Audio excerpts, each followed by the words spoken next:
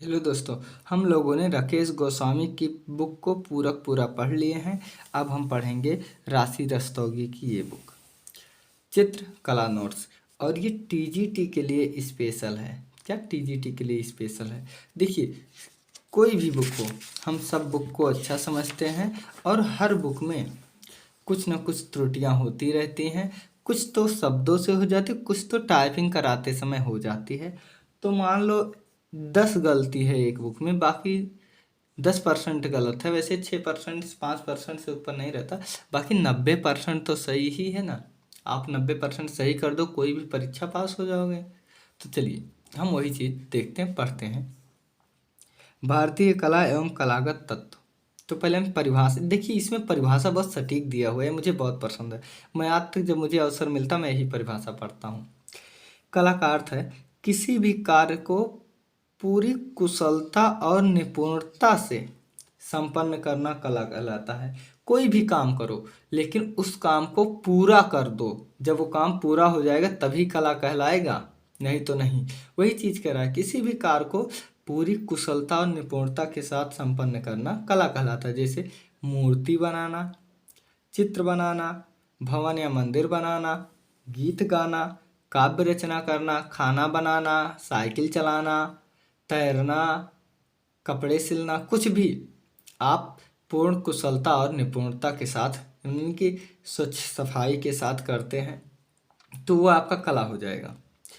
जैसे गीत गाना कला तभी कहा जाएगा जब गीत सुमधुर और लय ताल के साथ गाया जाए। इसी प्रकार काव्य, नाटक, चित्र, मूर्ति आदि कला की परिधि में तभी आएगी जब उसमें रस, अर्थ, भाव और रूप की सुंदर निष्पत्ति होगी। कला शब्द का प्रयोग सर्वप्रथम ऋग्वेद में हुआ है। कला संस्कृत शब्द का या भाषा का शब्द है। इसकी उत्पत्ति कल धातु से हुई है, जिसका अर्थ है प्रेरित करना। कुछ विद्वान इसी की उत्पत्ति कर धातु से मानते हैं, जिसका अर्थ है प्रसन्न करना। अब हम आगे परिभाषा देखते हैं कि कौन से विद्वान जो है क्या क्या परिभाषा दिए हैं। प्लेटो ने कहा कि कला सत्य की अनुकृति है। अरस्तु ने कहा कि कला प्रकृति का अनुसरण है। फ्रायड ने कहा कला दमित भावनाओं का उभरा हुआ स्वरूप है। और क्रोचे के अनुसार हर एक महान कला ईश्वर के कृत्य के प्रति महान आह्लाद की अभिव्यक्ति है। टॉल्स्टॉय के अनुसार कला भाव के प्रति रेखा, रंग, ध्वनि, शब्द द्वारा इस प्रकार अभिव्यक्त करना है जिसे देखने या सुनने वाले के मन में वही भाव जगे। हीगल के अनुसार कला आदि भौतिक सत्ता को व्यक्त करने का माध्यम है। और रस्किन के अनुसार कला में मनुष्य अपनी भावनाओं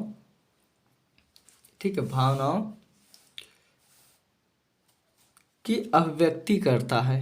रविन्द्रनाथ टैगोर के अनुसार कला में मनुष्य अपनी अभिव्यक्ति करता है। जयशंकर प्रसाद के अनुसार ईश्वर की कर्तव्य शक्ति का संचित रूप से हमको बोध के लिए मिलता है, वही कला है। मैथिली शरण गुप्त ने कहा है कि अभिव्यक्ति की कुशल शक्ति ही तो कला है जो अपूर्ण काल को पूरा करता है। नित्य महोदय ने कहा कि कला जीवन के कड़वे अनुभव की से मुक्ति का माध्यम है। अब हम देखते हैं कला को कितने भागों में बांटा गया है। तो देखिए, कला का वर्गीकरण। एक है क्षेमेंद्र ने अपनी पुस्तक कला विलास में 64 जनोपयोगी, 64 सुनारों की, 64 वेश्याओं की, 10 भेषज की कलाएं, 16 कायस्थों की, 100 सार की कलाएं और 32 धर्म, अर्थ, काम, मोक्ष संबंधित वर्णन है। कला का वर्गीकरण 2 बिंदुओं के आधार पर किया गया है, उपयोगी कला और ललित कला। ठीक है, अब देखते हैं उपयोगी कला किसे कहते हैं, ललित कला किसे कहते हैं। उपयोगी कला जो कला हमारे जीवन की आवश्यकताओं को पूर्ण करता है, जैसे कुर्सी, मेज, थाली, ये सब घर, उसे उपयोगी कला कहते हैं। जैसे आभूषण बनाना या निर्माण करना, रंगाई, छपाई, बढ़ईगिरी व अन्य व्यावसायिक कार्य इत्यादि, ये सब कला हमें भौतिक सुख देता है। ललित कलाओं का एकमात्र उद्देश्य केवल मानसिक और आनंद प्रदान करता है। क्या? मानसिक और आध्यात्मिक आनंद प्राप्त करता है। ललित कला के 5 प्रमुख प्रकार के माने गए हैं: चित्रकला, मूर्तिकला, वास्तुकला, संगीत कला, काव्य कला। क्या? चित्रकला, मूर्तिकला, वास्तुकला, संगीत कला और काव्य कला।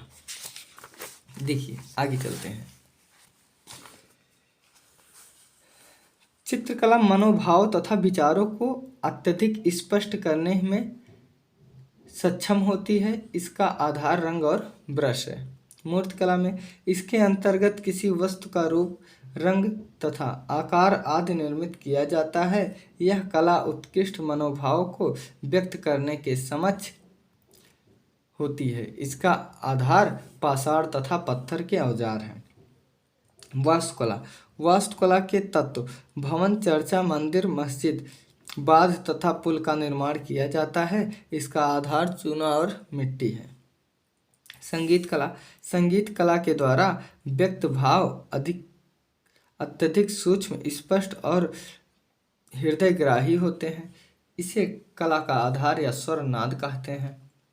काव्य कला: इस कला में स्वर तथा व्यंजन दोनों ही प्रयुक्त होते हैं। इसका प्रभाव चिरस्थायी होता है। इस कला का आधार शब्द और अर्थ है। देखिए, रंग हम चित्रकला किससे बनाएंगे? रंग ब्रश से। मूर्ति पत्थर, पाषाण, सीमेंट, मिट्टी, इन सब से। घर किससे बनाएंगे? चूना, मिट्टी, पत्थर, सीमेंट से। संगीत कैसे गाएंगे? सुर और नाद से। काव्य कैसे? शब्द और अर्थ से। यही चीज़ बता रहा है कि आधार इसका क्या है। अब देखो ललित कला के भेद। तो ललित कला 2 प्रकार के होते हैं, एक रूपप्रद कलाएं, एक अरूप। रूप मतलब जो हमें दिखाई दे, अरूप मतलब जो ना दिखाई दे। अब देखिए, रूपप्रद कलाओं के अंतर्गत वे कलाएं आती हैं जिसका हम चक्षुष रूप होता है, यानी जिसको हम देख सकते हैं, जैसे चित्रकला, मूर्तिकला, वास्तुकला। मत देखो, कोई चित्र बनाया रहेगा तो भी हम देख लेंगे, मूर्ति बनी रहेगी तब भी हम देख लेंगे, वास्तुकला रहेगा तब भी हम देख लेंगे। लेकिन अरूपप्रद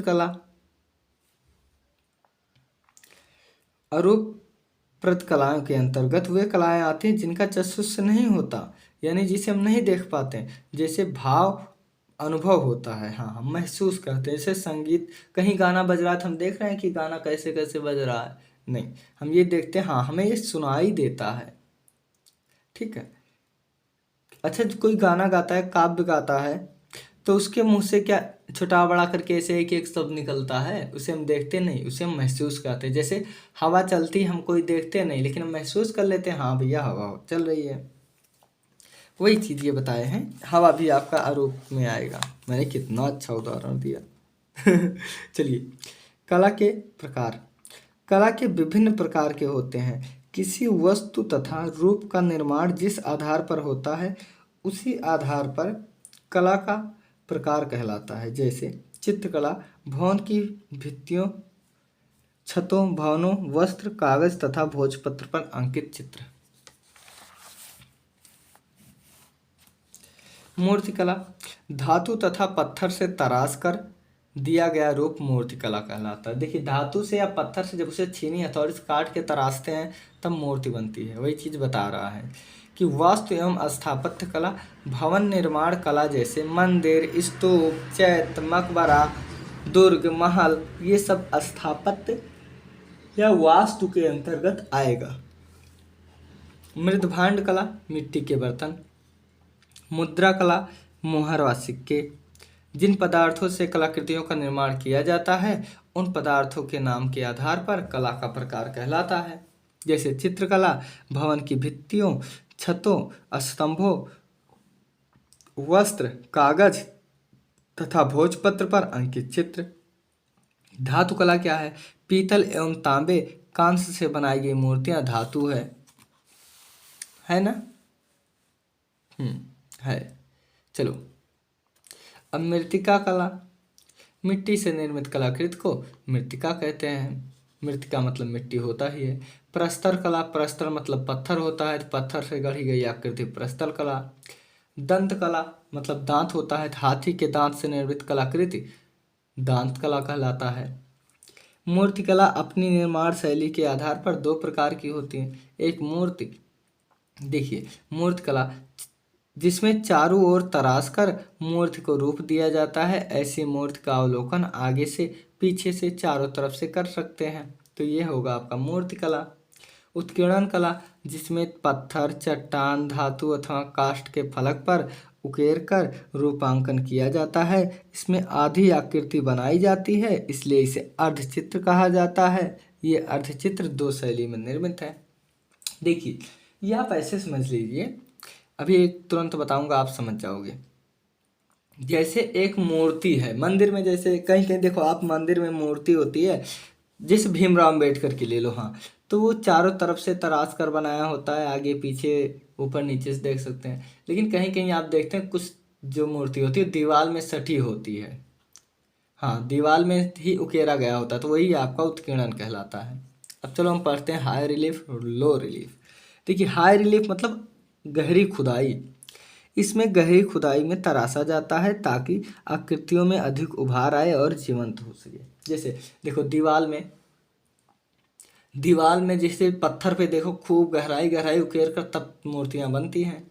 लेकिन लो रिलीफ आप दरवाजे में देखे होंगे, ऐसे काट काट कर थोड़ा थोड़ा डिजाइन बनती है, इतना इतना थोड़ा थोड़ा सा गहरा खुदाई करके, तो ये वो लो रिलीफ होता है। इसमें कहते हैं इसे हल्का तराशा जाता है, इसे आकृतियों में चपटापन सा आ जाता है।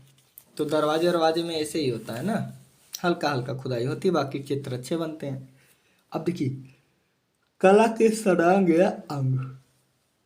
ठीक है, हम क्या पढ़ेंगे, कला के षडांग या